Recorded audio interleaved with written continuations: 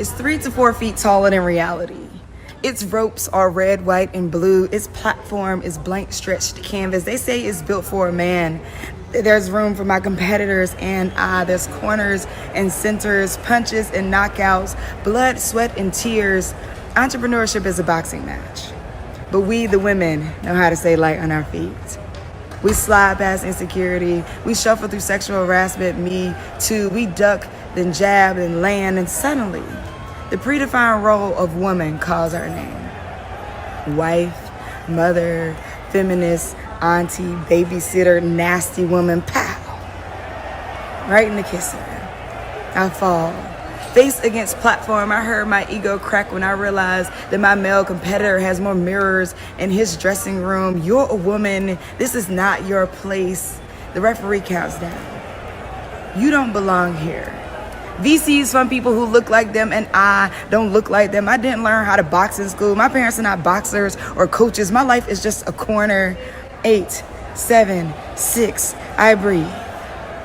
This game is rigged, but fuck that. I'm the only species on earth that can bleed for a month and not die. I am badass. Even if I bow out and get a corporate job, I would still make less than the man who would scrape my remains from this platform. 5, 4, 3, get up, girl. Pin a Nike commercial to your memory. Remember that you don't get in where you fit in. You fit in until you get in, because fitting in is about character and getting in is about access. You're already in the match. Get up.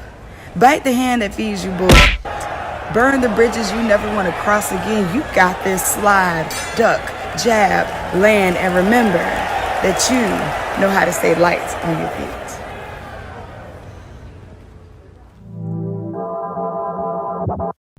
Welcome to the Black Girl Ventures Pitch Competition. I am Latoya Stirrup, BGV Miami Change Agent and co-founder of Cosmology.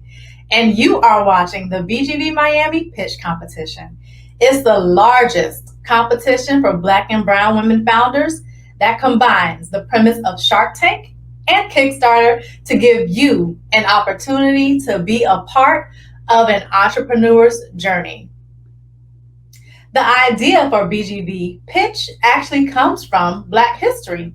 In the 1900s, during the Great Migration, white landowners raised the rent and Black people threw what's called a rent party, where admission fees helped people stay in their homes. These were not just any parties, though. You had people like Langston Hughes, Fats Waller, and Duke Ellington helping with these events. Now, here we are, our ancestors' wildest dreams, providing access to capital through engaging community. Today, you will watch 8 awesome women pitch their businesses to a set of judges. Each participant gets 3 minutes to pitch. The judges do not determine the winner. You have the power. You vote for the pitch of your favor at sheraise.com. Participants in the pitch competition will win a mix of capital from the audience, capital from our sponsor, and the BGV Startup Package, which includes access to an accountant, business coaching, Salesforce Essentials, Google Cloud credits, HubSpots for startups, and more.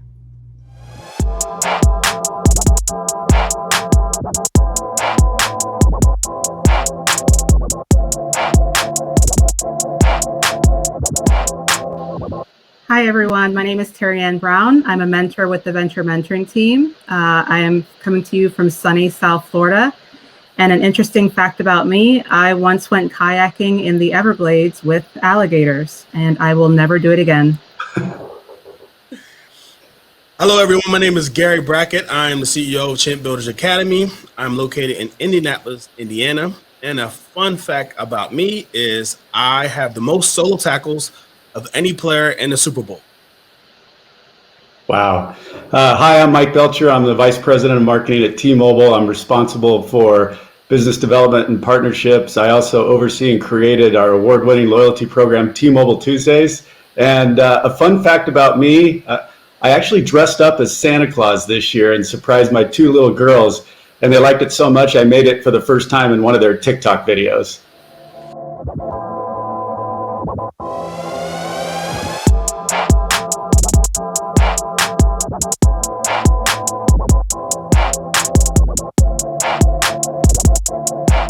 BGV Pitch is the largest pitch competition for Black and brown women founders. We combine the premise of Shark Tank and Kickstarter to give you an opportunity to be a part of an entrepreneur's journey. Vote for your favorite pitch by visiting www.sheraise.com, select a city, enter the donation for the pitches you loved, and don't forget to leave feedback and or hype comments for our founders. Your donation keeps a Black and brown women founder in business. You are changing the world with Black Girl Ventures.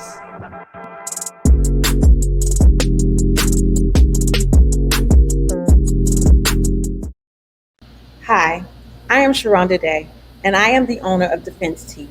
We are an all-natural immune-boosting tea business whose mission is to heal our community one sip at a time. You want to know why I created this product? It's simple. I got tired of watching my community die. 63% of COVID deaths in Miami, where I live, were Black and brown people. And as you can see, we're still fighting this enemy that we cannot see. So let me put this into perspective. Somebody, somewhere, every day, regardless of race, creed, or culture, or social status, is still dying from COVID. And I felt like it was time to face this enemy head on. So I combined my formal training as a food chemist with who masters in health science, and combined that with 15 years of food and beverage industry service. And I met an 80-year-old woman who owns a farm. And on that farm, she had so many things and natural fruits and herbs that I'd never even heard of that had great healing properties. And so I took my training and I combined them to create the perfect palatable profile of a product, and I took it to the marketplace. The marketplace, we're super skewing to men and women in this age bracket of 25 and 54. Why? Let's just face it. Women, we spend the money. And so this product, as heads of household, gives us another opportunity to protect our family, to protect our children, and to protect those that we love. So this is a product that gives us just a little more wind under our cape so we can be in the superwoman mode. And that superwoman mode carried us into a great first year. We crafted our model in 2 ways. We combined B2C and B2B by using and leveraging the relationships that we had already built in our previous business. Our customers grew organically. We put it out there and we sold out instantly. It was something that we all were waiting on. We just were waiting on me to create it, I guess. And so our B2B helps us because we put the product in front of the people who are around people all day. And so when they taste this product at work, they then translate into online sales because they want to get this product in front of their families. This is our team. I thought that it would be best if I combined a team or put together a team who knew exactly what we needed to do. It wasn't just about putting another product into the marketplace. This product needed to be nutritious. It needed to have health factors because we have enough pre-existing conditions in our community. That's why Ashley is one of the best partners I could have partnered with. She's a licensed dietitian. She's a registered nurse. And so she's able to help us build the profile in a nutrition way. And as you see, we have a tight business operations team, and you can't do any of this without marketing. So our combined years of experience, in my opinion, makes us a really good team. And that team helped us shape our marketing and growth aspect, right? So we partnered with partners who had already been our partners. They were already a part of our community. So reaching out to them to allow us to tap into their existing market gave us an edge on our competition because we just used the network that was waiting for us to tap into them. It has increased our number of accounts, B2B, as well as has allowed us to grow our online organic community. And we're developing a Black girl tea house. Because let's face it, ladies, it's all about spilling the tea. So here's our ask. Of course, our startup cost is much larger than our ask for today. We have $1.2 million worth of startup costs, but our ask today is $250,000 to help us develop and to dig deep into the research and development that we need in order to find out exactly who we need to target and what products are best targetable to them. And we'll put money into our marketing and sales, as well as manufacturing and distribution. Currently, we distribute in the lower southern region of our country. We would like to expand so that everyone, everywhere, can build their immune systems our way. So why me? Why me? Because I'm you. I'm a mother, I am a sister, I have a brother, I have parents, and I want you to help me heal this world together, one sip at a time. I've already prayed, I've already pivoted, and now I'm pitching to you to help me heal this world. Thank you. Wow, so thank you, Sharonda, and congratulations on your success and growth so far. So my question for you is, this is a pretty crowded marketplace with the beverage industry and defensive tea and juice shops and those sort of things. So can you talk to me a little bit more about your competitive advantage and how you're going to use that to penetrate this marketplace? Yes, ma'am. Our competitive advantage, as far as I am concerned, we keep other businesses in business. What do I mean? Here in Miami-Dade County, our local food supply chain was broken by COVID, which left a lot of farmers and a lot of growers without anyone to sell to. So we were able to tap into what would have otherwise been considered waste and turn that into a consumable product.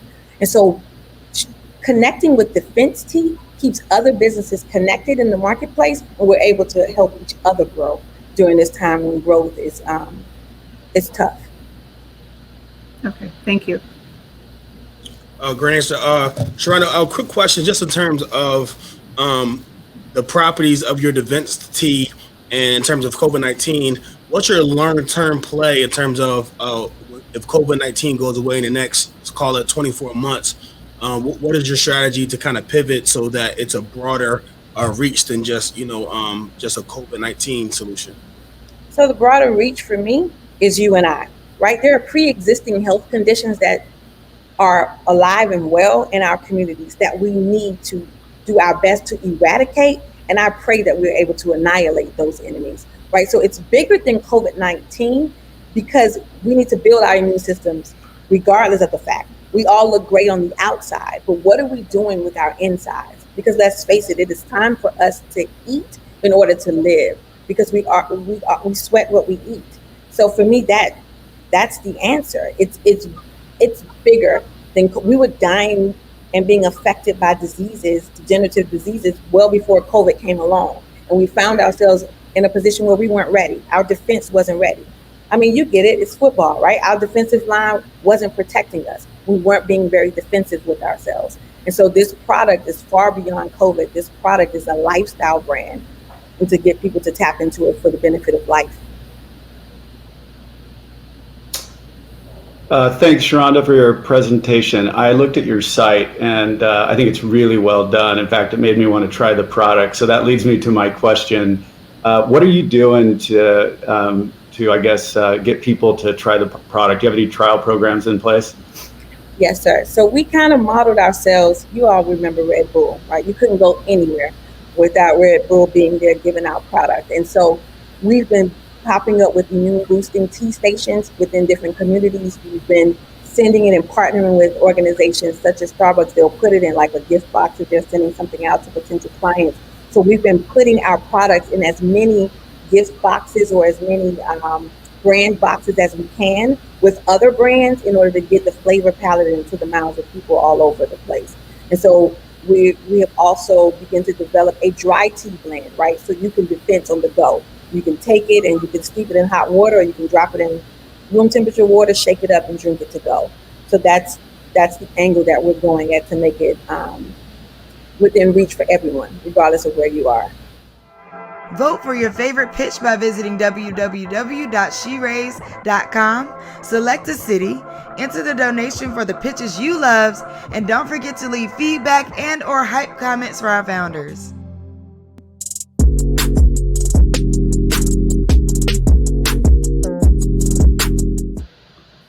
Hello, everyone.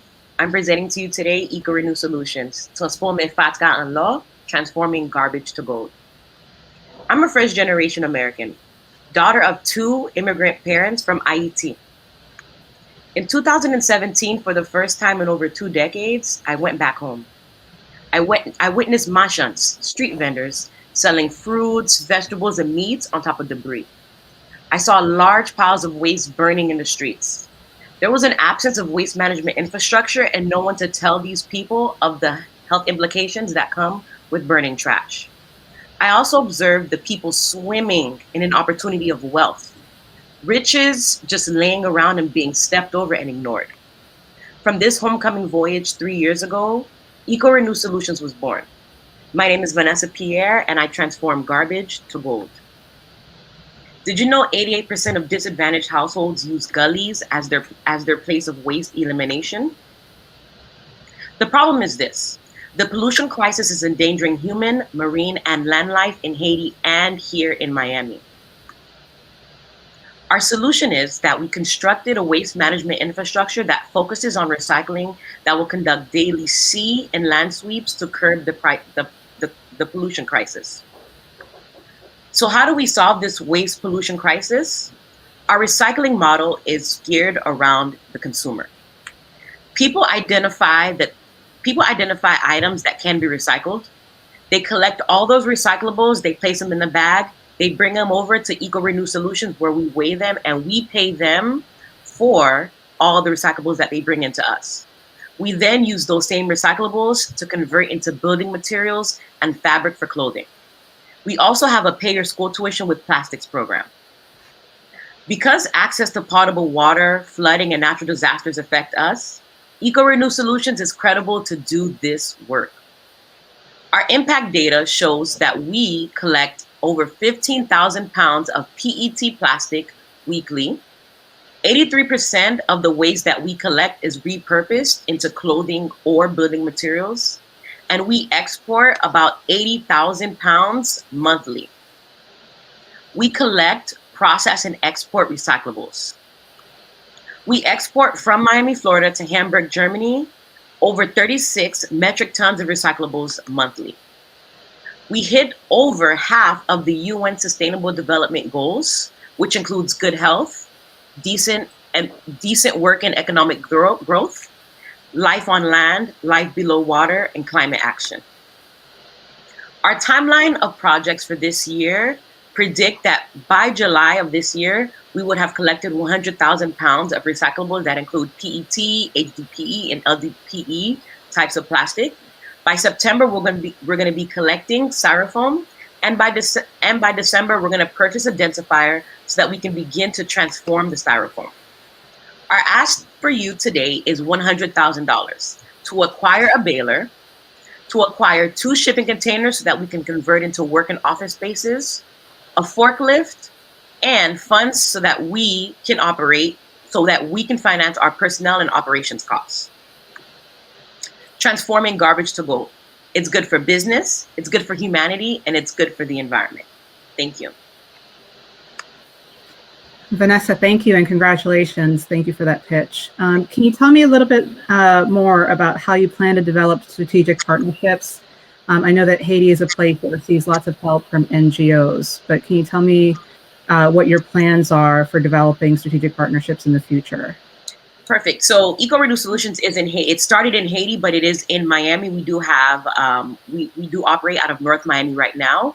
So in terms of strategic partnerships, we have been in talks with Sequel Initiative, which is a company that seeks companies like EcoRenew Solutions and partner them with global companies that make athletic shoes, clothing, cups, and a lot of different types of merchandise. So we do have some relationships with brands that are looking to use our plastics that are sourced from Miami and from Haiti so that we can begin to reuse these recyclables. Okay, thank you. Yeah, great presentation. I guess clarifying question one is like, where exactly is the trash being collected in Miami? And then Second, on the material front, in terms of turning it into clothes, I think Zappos had a great model in terms of like you buy a shoe, they donate a shoe. I think that'd be a awesome opportunity for you to kind of, you know, that material that you're making into clothing, partnering with one of those companies with that type of initiative to kind of give back to the community. Yes, definitely. So to answer your second question, like using the Zappos model, that's kind of like we kind of have our twist of that, right? With our pay your school tuition with plastics. So people who aren't able to pay their bills or pay their let's say pay school tuition, they would bring in a certain amount that is valued at the amount that they need, and then we trade. They give us their plastic, and we in turn help them pay their bill or pay their school tuition with that. Can you repeat your first question? Yeah, I just want to know where you were receiving this trash from. Like, where is this taking place at? So we collect in Haiti, and we do collect here in Miami, Florida. Okay, thank you. Yeah, Vanessa, first of all, wonderful idea. I'm curious to see how you're getting the word out. I mean, clearly this is something that's so important in our society right now. I just love to hear a little bit about your marketing and social media. Awesome. So our marketing is twofold. So we have to tackle marketing in Haiti with Creole speaking influencers or just like marketing tactics, and here in Miami. And the great thing about it is that my target audience right now is Haitian Americans in the South Florida region. So our marketing does need a bit of work, but we have been using the mediums that Haitian Americans tend to flock to, which is AM radio personalities within the Haitian American sector, so that we can get the word out to our target audience. So radio, print, and using people that are known in the Haitian American demographic to get the word out. Great, thanks. Vote for your favorite pitch by visiting www.sheraise.com. Select a city, enter the donation for the pitches you love, and don't forget to leave feedback and or hype comments for our founders.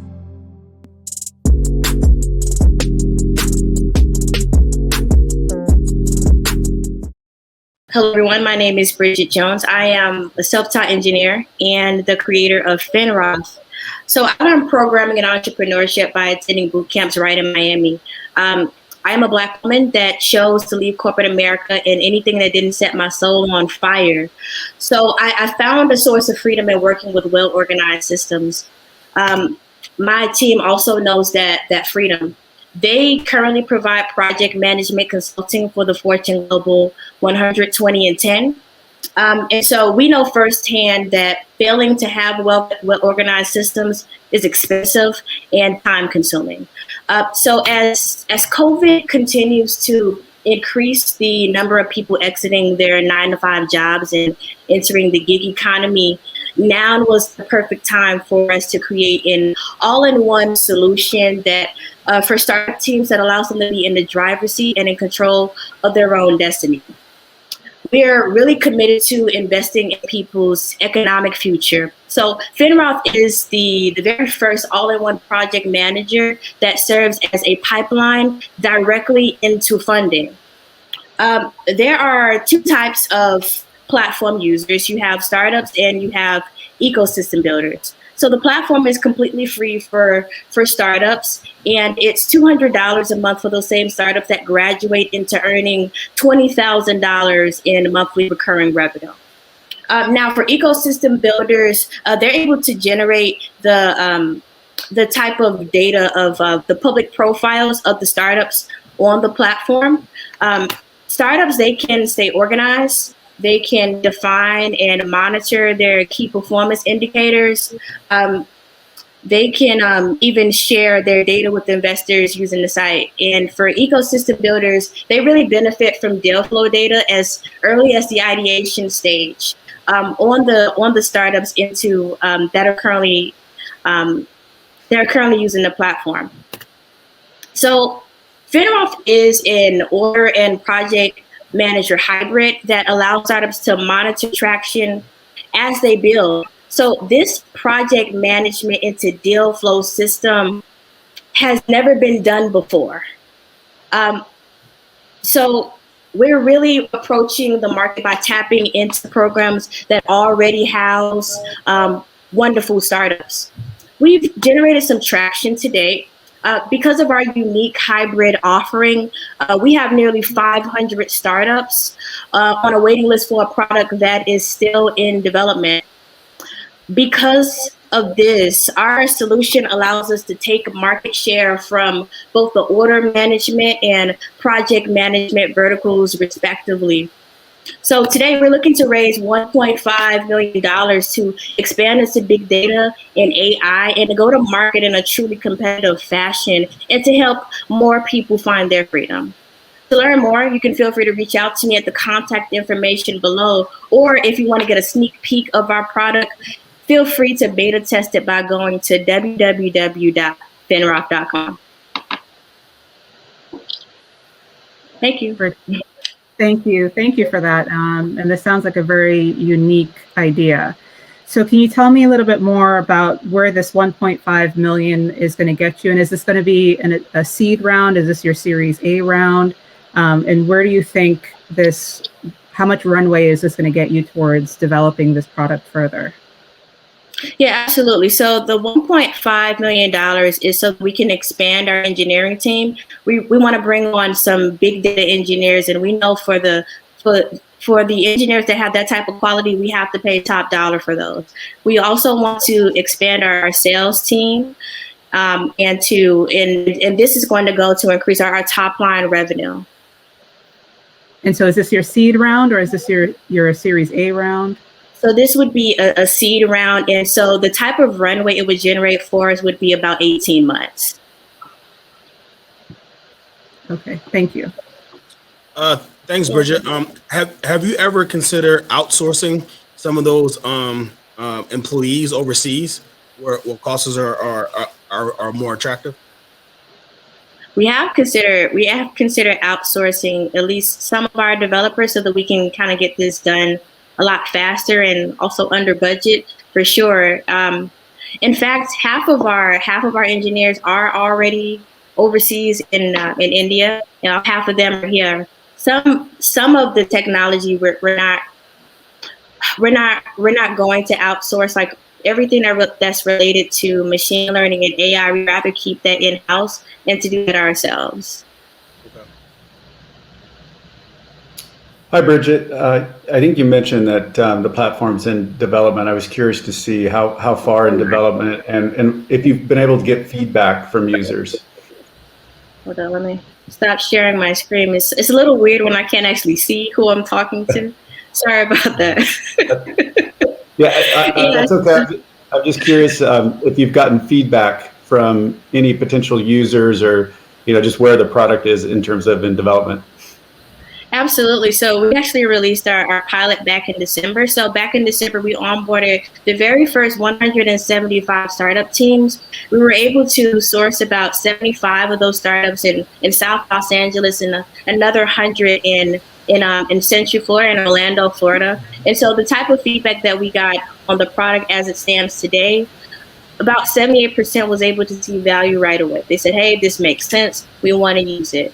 Now we ran into another number that wasn't exactly great. About 85% of the users of our very first pilot says, hey, we like this, but this looks so different from project managers that we're used to that we probably need a little bit more. We needed a lot of our help to be able to understand how to navigate it. So we redesigned our product. And so now it has a lot of elements similar to some of our competitors in the space. We made it a lot more intuitive. Great. Thanks. Vote for your favorite pitch by visiting www.sheraise.com. Select a city, enter the donation for the pitches you love, and don't forget to leave feedback and/or hype comments for our founders.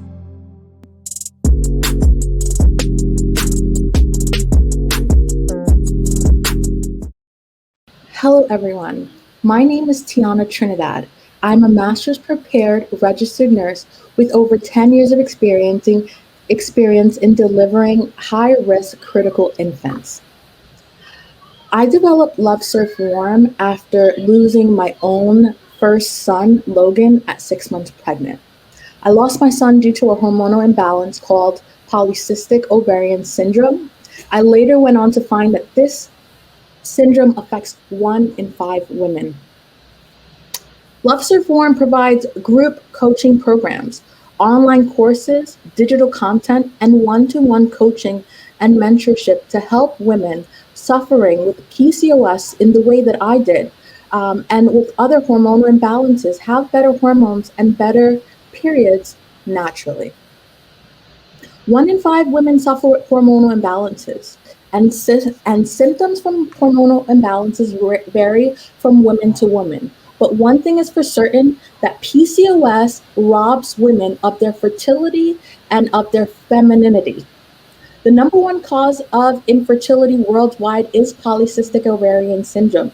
Unfortunately, it only receives 0.1% of funding. It can cause symptoms such as facial hair growth, stubborn weight gain, specifically around the stomach and thighs, infertility, miscarriage in the first and second trimester, and so much more. I created the Hormone Blueprint. It is a 90-day mentorship program to help women with PCOS hormone imbalances learn to manage their hormones naturally. It includes 12 weeks of video-led modules to help women commit to a healthier lifestyle and learn to manage their hormones naturally. My 10 years of nursing experience and my master's in health law have assisted me in creating this signature 5-step framework that helps me teach women how to balance their hormones. It starts with mindset. It's all in your mind. I help women tackle limiting beliefs and understand self-sabotaging behaviors.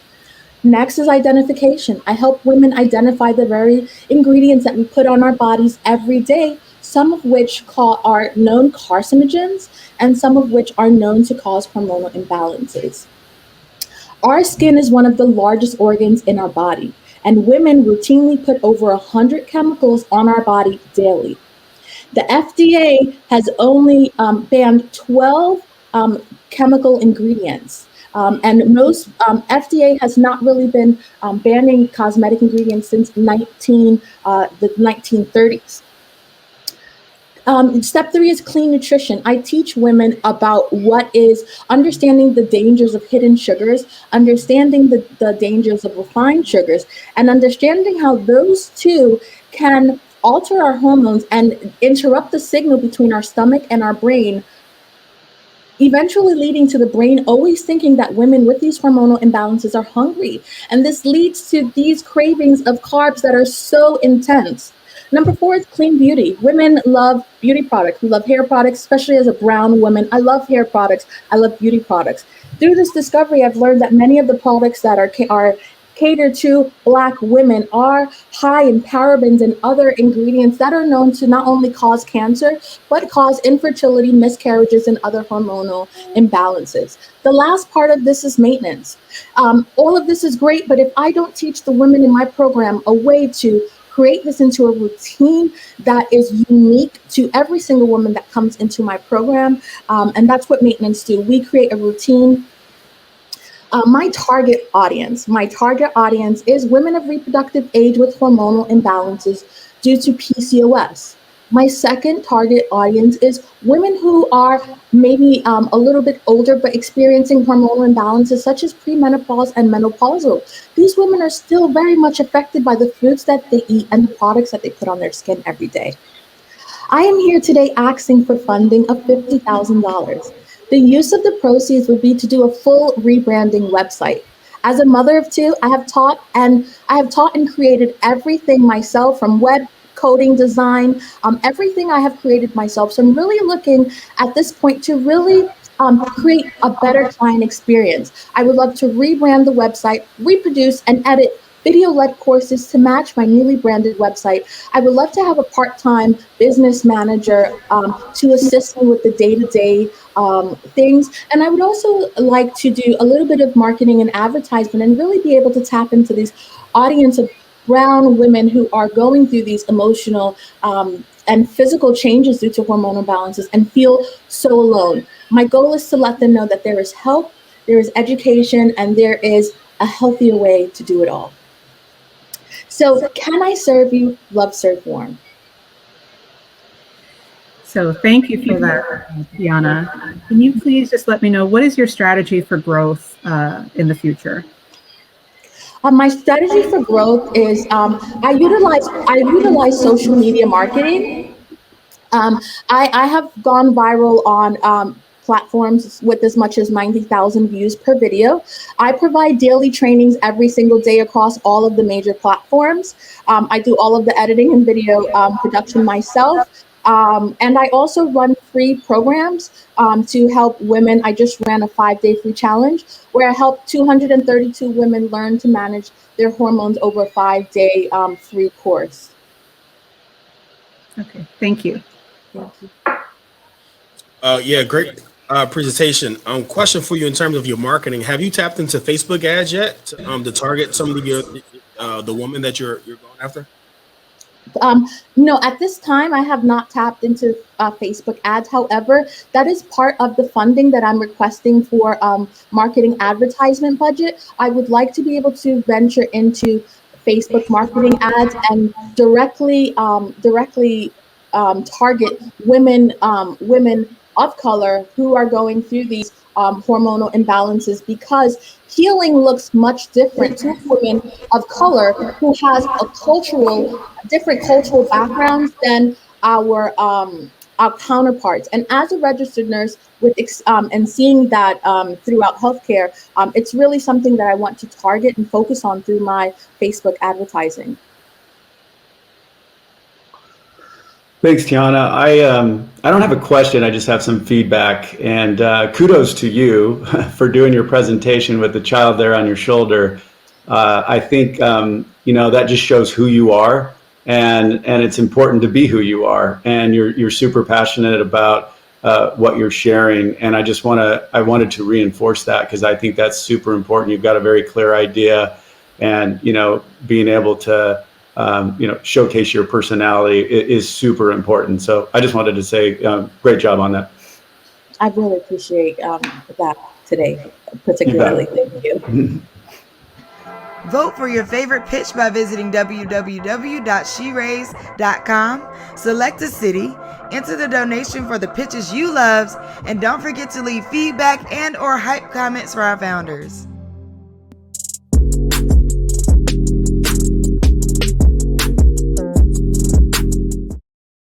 Are you tired of walking through the beauty aisle and not seeing yourself? Not seeing products formulated for your skin tone and your skin type? Are you still looking for clean and vegan skincare? Are you tired of natural products that look good and smell good but just aren't result driven? Here's a solution for you.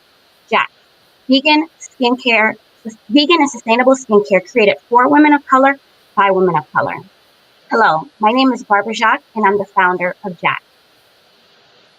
The problem with traditional beauty brands, or traditional and conventional beauty brands, is that the market is comprised of beauty brands and companies that speak to one particular customer, leaving billions of customers feeling left out. Did you know that 60% of beauty products marketed towards Black women contain toxic ingredients? As well as the natural products that are on the market, they feel good and smell good, but the largest concern is the shelf life and lack of preservatives, and they're not result driven. Introducing Jax, the vegan and sustainable skincare line created for women of color by women of color. Meet our Heal and Slay collection. I created Jax as a result of a health scare during my pregnancy, and I began studying holistic plant botany and green medicine. And I stumbled upon a medical journal talking about the systematic effects certain ingredients have on your overall health. Seeing a void in the market for a lack of clean and sustainable beauty products marketed towards women of color, I created Jax, rooted in data and science. Melanated skin has its unique benefits, but there are some concerns. While we do age differently, we do tend to have oily, acne-prone skin, suffer from hyperpigmentation, and we don't think about protecting our skin as we age.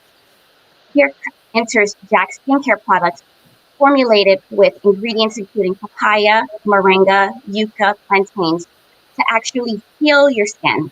For example, here's our face cleanser that's formulated with papaya and moringa, to refresh and purify your face, our toner to balance and restore, our yucca, our moisturizer, to hydrate and soothe,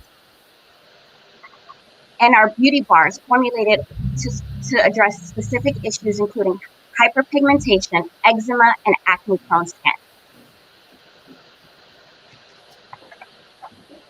The addressable market. Women of color have buying power. Consumers have spent $135 billion on skincare projected. Consumers have spent $135 billion on skincare in the U.S. alone, with Black women spending $465 million in 2019. Big beauty brands own 60% of the market, and we're just asking for 40%, targeting Asian, Black women, and Latin women, and everyone in between. With the natural beauty industry projected to meet $54 billion in 2017, vegan cosmetics market projected to reach $316 billion by 2025. Our competitive advantage is that we slay naturally. The brand is created for women of color by women of color. We set out to create science-backed skincare products that are green and effective, addressing concerns that for melanated skin, for women of color, that address hyperpigmentation, acne, and protecting your skin as you age. We're rooted in science and data, and we're a green certified business that's vegan, gluten-free, and GMO-free. And we're here to glow up the green beauty industry. We understand that the beauty industry or beauty products can be intimidating, so we talk to our customers like we're their girlfriends. We're 100% Black owned, and it's owned by me. We have year-over-year growth with 400% revenue increase year to date compared to 2019. Our average order value is $54 and 233% increase in customer acquisition from 2019. Our traction in 2018, we had 48,000 in sales with 88% growth in 2019 and 400% growth in 2020, finally hitting our six-figure sales goals. And in 2021, we're anticipating hitting our goal of 500,000 in sales. This is what people are saying. We are the real deal. We pride ourselves in creating result-driven formulations.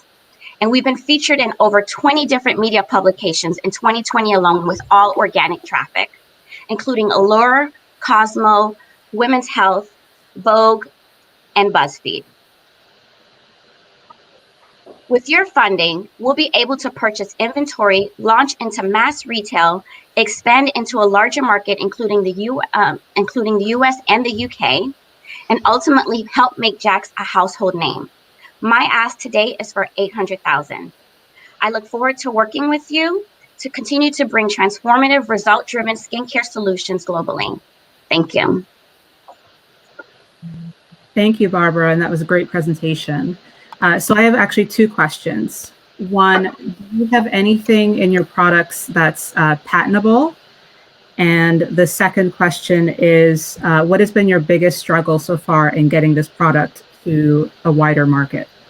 So to answer your first question, we do have an in-house herbal infusion that we are working to get patented. In terms of the largest issue of getting the product to market has been funding, because we do sell, we tend to run out of inventory really, really quickly, and having sufficient inventory on hand and also being able to expand into larger mass retail, we do need the capital to be able to fulfill those huge unit orders in order to maintain inventory. The other issue is being able to have capital on hand to have a growing team.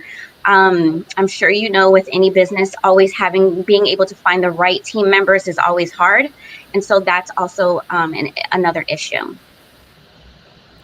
Thank you. Mm-hmm. Thanks, Barbara. I love your branding. I think the colors really pop. I think you did a great job with that. In regards to your sales, where exactly are your sales coming from right now? So it's a combination of direct-to-consumer with online sales and specialty retailers. And we also do, pre-COVID, we were also doing really well at expos and in-person events.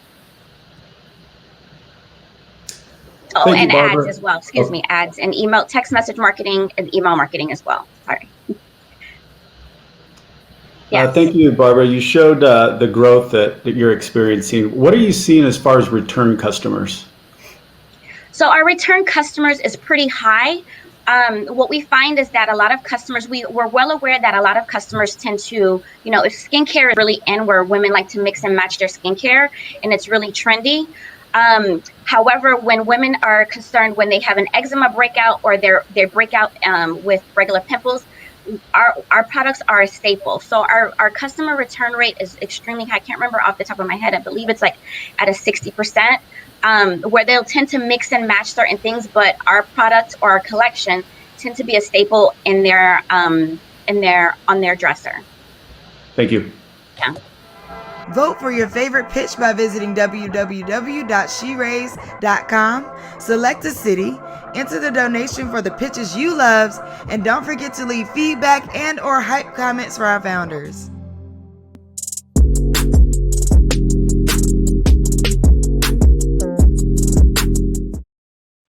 Hi everyone, my name is Tanya Taylor and I am co-founder at Freelance for Law.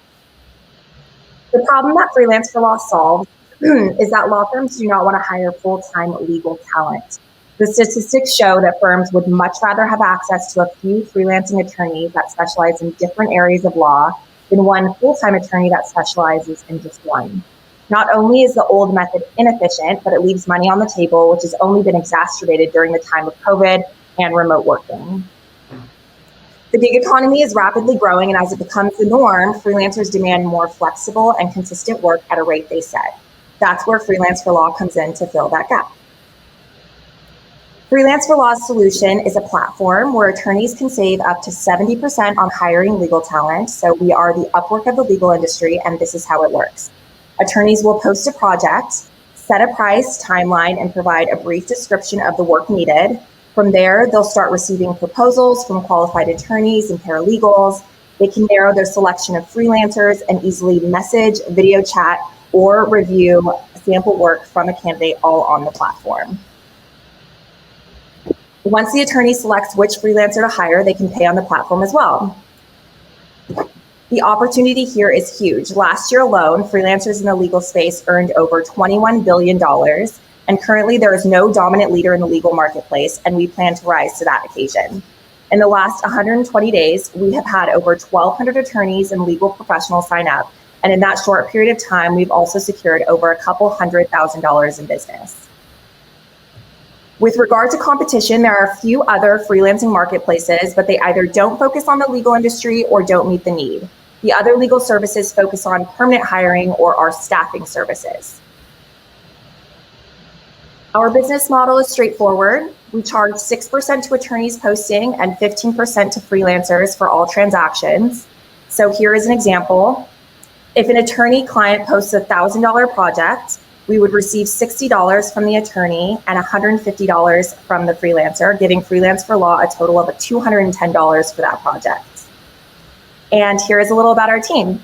As you know, I am Tanya, and as a former professional soccer player and now licensed attorney and entrepreneur, I have always been a competitor, but also love working with a team. My team at Freelance for Law consists of other legal professionals who also refuse to fail. Several of our team members have even successfully built companies that have been acquired. And here's our traction to date. We just signed a contract for $280,000 and have $21,000 in transactions processed.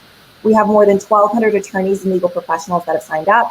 We have had $500,000 in funding. This year, we've already won first place in 2 national startup competitions, and we've been featured in Forbes, the American Bar Association, MSNBC, Fox, and other outlets. We are currently raising a round of $100,000, and we will use the funds to expand sales efforts, bring on a new team member, and marketing and advertising. Here is my contact information, and feel free to check us out at freelanceforlaw.com. Thank you for your time. Thank you, Tanya. That was a nice presentation. So can you tell me a little bit more about how you are sourcing your legal talent and where exactly you're finding they're coming from? Are they leaving law firms to come? Are they coming fresh out of law school? Where are they coming from?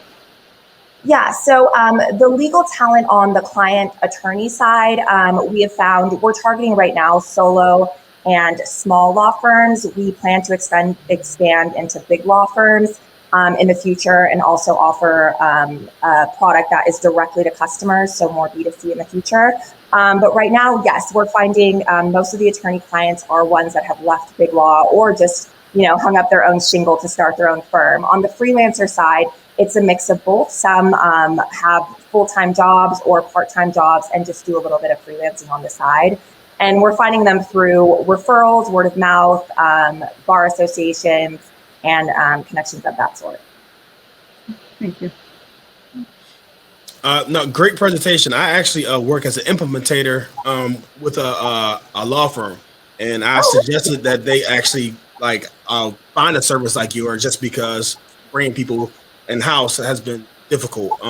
So the question I had, what sort of lead magnet or anything that you provide for a small law firm to kind of look at the cost benefits of a freelance for law? So you asked for a lead magnet? Lead magnet, white paper, what type of information are you handing to the potential law firms to kind of sign on? Mm-hmm. Excuse me. So at this stage, it's been primarily word of mouth and referral, kind of like I just said. But we do have a quick script of all of the financial benefits, obviously, of hiring legal talent. I think it's shifted even more in light of COVID. So before, I'm sure if you're familiar with the legal industry, it can be kind of archaic at times and slow to change. But once legal professionals really sign on and buy into the program, it's very rare that they'll steer from what they're already doing, a lot of legal professionals. So just getting legal professionals in the door to begin with has been our primary focus at this point. So we're doing that primarily with word of mouth, and obviously we can provide, materials that would explain, the cost benefit of analysis, which is huge and has only been exacerbated due to COVID. Thank you. Tanya, congratulations on the new business and all of the awards. Super impressive. Obviously, your platform deals with sensitive information, just given the business that you're in. What are you doing about privacy? Sure. So that is a question that we get all the time, and our platform is encrypted. So the same way any law firm, I still work at a big law firm, and the same way our programs are encrypted, it's securely encrypted on our platform. So users are able to share documents, they're able to video chat, and all of that is completely secure. Okay, thanks. Mm-hmm. Vote for your favorite pitch by visiting www.sheraise.com. Select a city, enter the donation for the pitches you loved, and don't forget to leave feedback and or hype comments for our founders.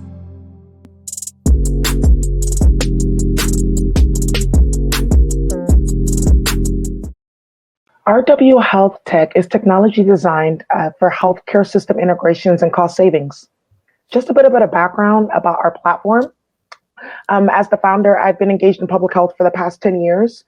I'm originally from the Bay Area. Ever since I was a young person, teenager, I was working in San Francisco with Department of Public Health, working on special projects, doing public health advocacy, and I went to SF State as well.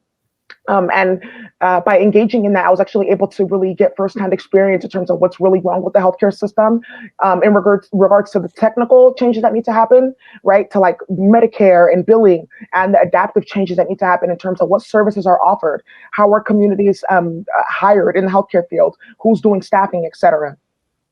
Our organization, we did begin in the nonprofit space, as I mentioned earlier, coming out of public health advocacy.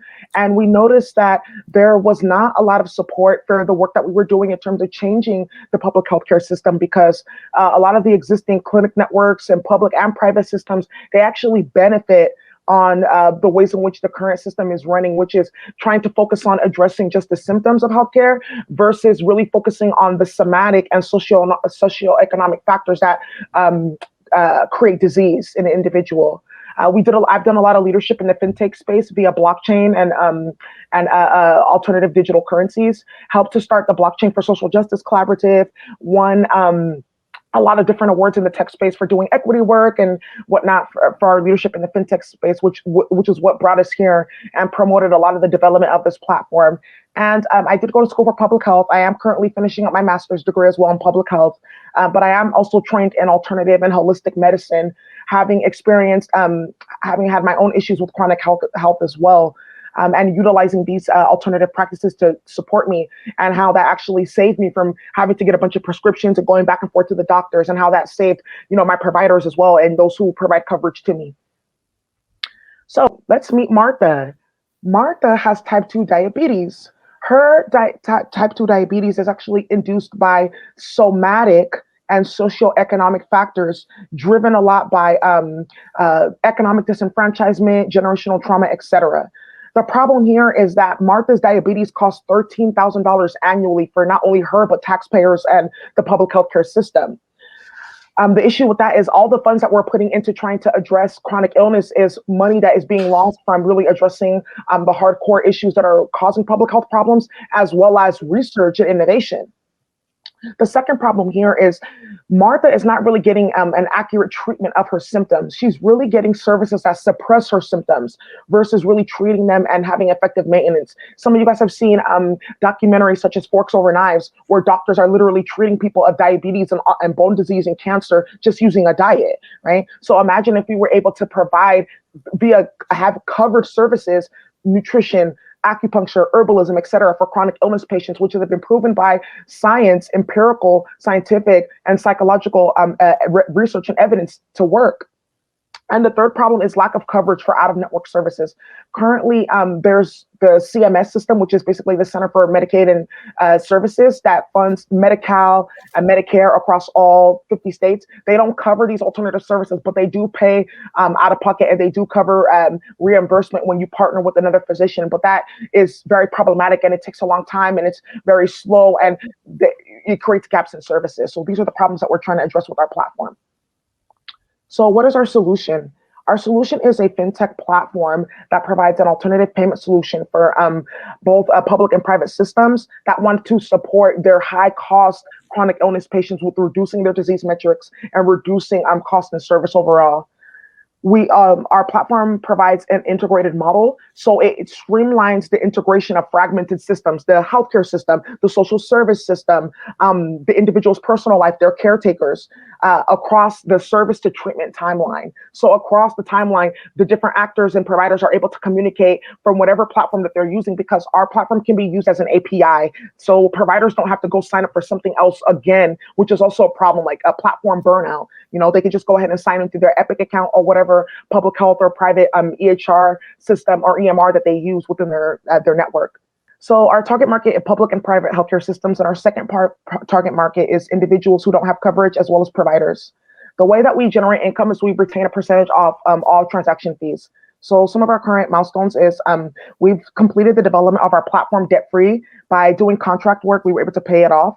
We've generated over $70K in revenue with our MVP. We have a database of over 800 providers and beta partners secured.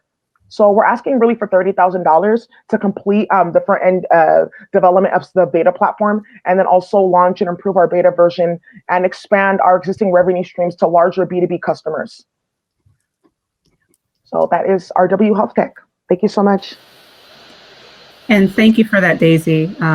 Thank you for clarifying that you were going to be an API, because I do know that there's lots of EMRs and lots of options for healthcare providers to choose. Mm-hmm. So knowing that, where do you plan to structure your entry into the market? Are you planning on going to the larger providers first, working with smaller medical offices, going to the hospitals? What's your market entry plan? Well, our market entry plan is first to work to kind of focus on individuals that don't have healthcare plans, or they want to seek alternative coverage for themselves.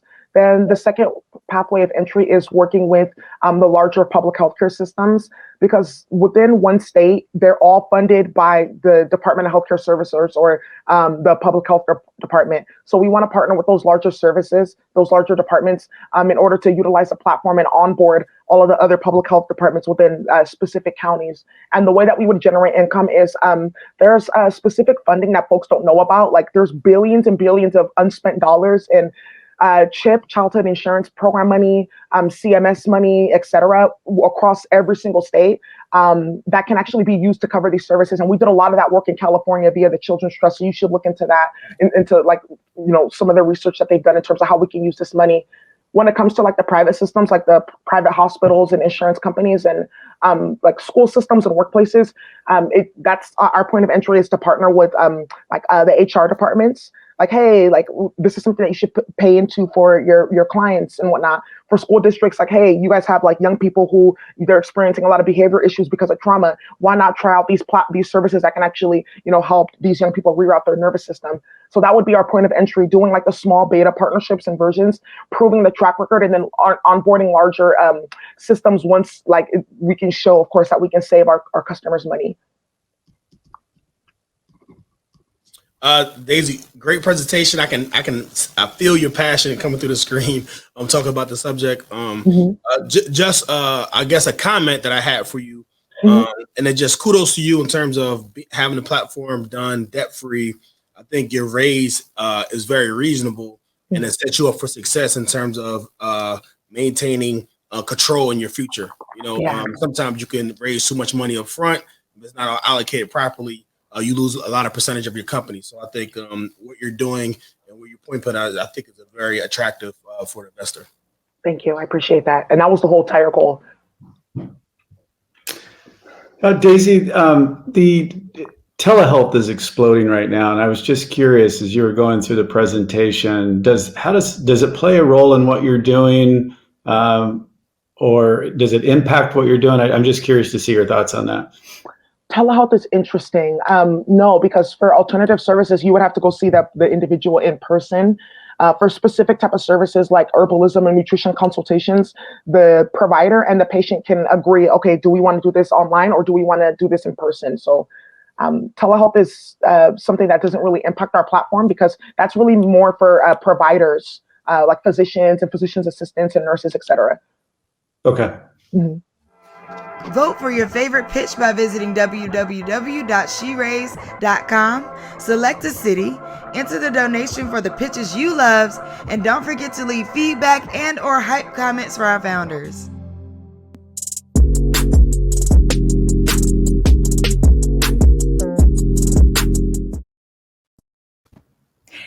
Hey Curl friends, my name's Annalise Harris and I'm the founder of Curls on the Block, a nonprofit attracting girls of all curls and color to embrace, explore, and empower their natural selves using beauty to connect with STEAM. Quick question, is there a curl-friendly salon or stylist near you? Did you know that 60% of the world's population has curls, coils, and waves? Well, our adolescent curl friends' issues of self-esteem are rooted in a lack of knowledge about hair care maintenance, techniques. They're spending way too much money on products that may not actually be the best for their hair porosity, and it's challenging for them to simply find a salon or stylist encouraging them to stay curly.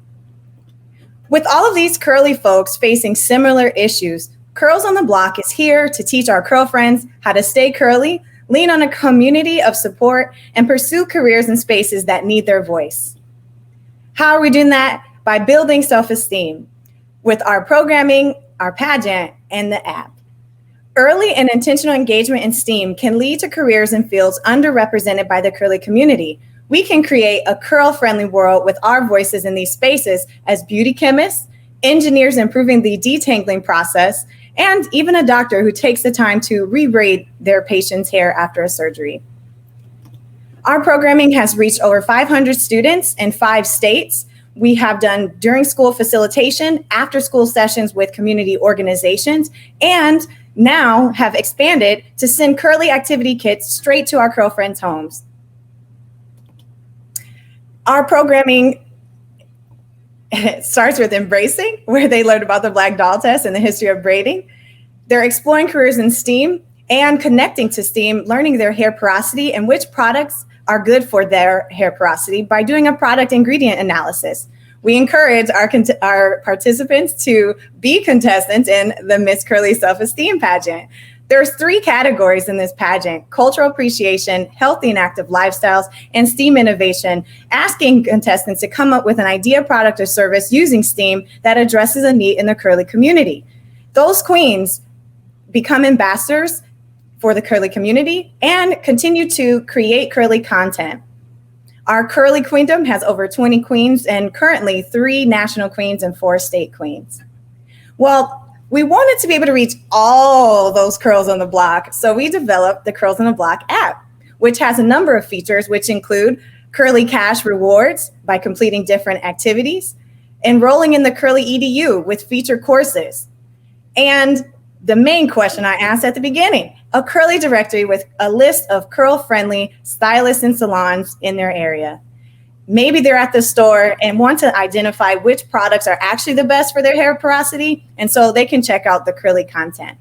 Well, we want you to help us build the block, get us into schools and bring our programming there, sponsor the Miss Curly pageant, and finally, investing in the Curls on the Block app, which would include a Curly Cash e-commerce, which curl friends would be able to complete activities and earn prizes, and increasing the directory for those salons and stylists, and continuing to develop resources with engaging content for our curl friends to stay curly. Okay, thank you for that. I support you because, as you can see, I am also a fellow curly. Can you just talk about your different revenue streams? There was a lot to unpack there, and also I wasn't clear. Are you a for-profit or nonprofit model? We are currently a nonprofit and have been such as since 2017. And to answer that first question, we are able to get contracts with schools. And so that has been the initial launching pad to be able to get curriculum into the school, pays for products and the workbooks, and a facilitator. The pageant has been another opportunity to host events where we can get sponsorships, but also sell tickets to participate in the event. Even with COVID, we were actually able to host the pageant virtually and had a competition where, in order to view it and vote for the People's Choice, folks had to buy a ticket at and support their People's Choice winner and queen. And the Curly Activity Kits actually have been sent out to a number of different locations, including a school district, which purchased a number of them, a set for their students to then meet us online. So it's been really interesting. And obviously the pivot actually was really because of COVID and all of the, blocks to access kids, but we had to get to where they were. And we already had the app, so we were able to actually develop more programming on the Curls on the Block Curly EDU platform, where there's a mixture of paid and free programming. The app is live now, so you could even check it out, download now and see it. But we have even virtual escape rooms, which have been a really cool way to engage with students and our curl friends, where it's not just they log in and are just getting lectured to, or it's not as limiting. It's very self-paced, and they seem to enjoy that. Thank you. Great presentation. I have two beautiful daughters that have curly hair. They did not get it from their father, but just a question for you in regards to partnerships or affiliate links with some of the products and things that you suggest or recommend for your clients. Have you tried to reach out to any of those manufacturers for any type of affiliate links or any type of percentage of sales that you kind of drive their way? Well, that's definitely one of the primary goals for an update for the app, the Curls on the Block app, because that has been a missing piece. I was a speducator, so a lot of my time was caught up teaching. And so now that I've been able to transition, I have a lot more time to focus and expand my team. I have interns and other volunteers, as well as I'm able to compensate folks who can complete certain projects like that. But that is exactly why what I saw as a not missing opportunity, but one to come in phase 2 of the app and updates. Thank you for that question. Annalise, I love the name. It has a ton of personality. You have a ton of personality. I'm curious, have you or are you working with influencers, or is that something that you've thought of? I have, and there's pros and cons to working with influencers, but I'm creating influencers with the Miss Curly Self-Esteem pageant, really emboldening encouraging the contestants and even queens to be those influencers. So, they're attached to Curls on the Block, so I get a little bit of a special treatment and consideration. But we do have the Curly Queens as ambassadors and to become those influencers. So women and girls who maybe didn't consider themselves influencers and maybe have curl patterns that show up or are less likely to be represented in mainstream, definitely encouraging them to take that on and do the tutorials and try products and share their experiences. But I do have a couple of friends who have more than 20,000 followers who have been supportive of Curls on the Block, and that is another phase of the experience for the app and for programming even. Got it. Thanks. That makes sense. Vote for your favorite pitch by visiting www.sheraise.com. Select a city, enter the donation for the pitches you love, and don't forget to leave feedback and or hype comments for our founders. Thank you. Wow. I'm so impressed with all of you, and just the fact that you were able to think smart and pivot during this time of COVID. That's highly impressive. And I know that I'm going to be spending some coins soon on a few of your products. So congratulations and keep going. Yeah, I was very impressed by some of the business ideals.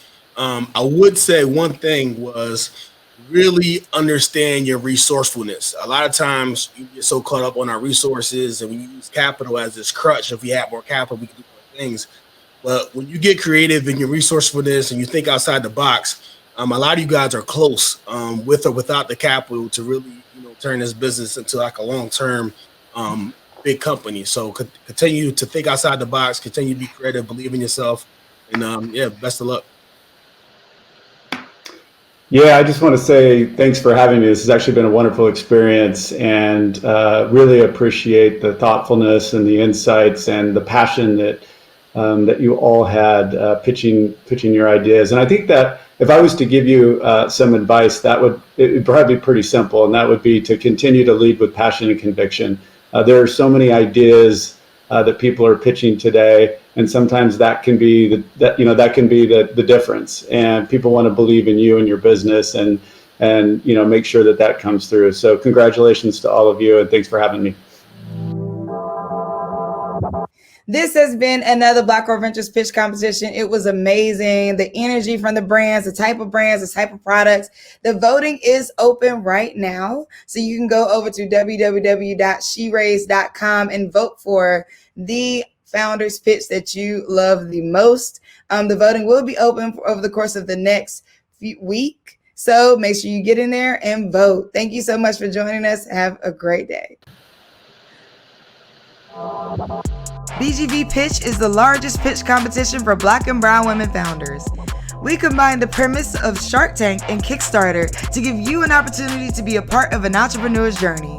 Vote for your favorite pitch by visiting www.sheraise.com. Select a city, enter the donation for the pitches you love, and don't forget to leave feedback and or hype comments for our founders. Your donation keeps a Black or brown women founder in business. You are changing the world with Black Girl Ventures.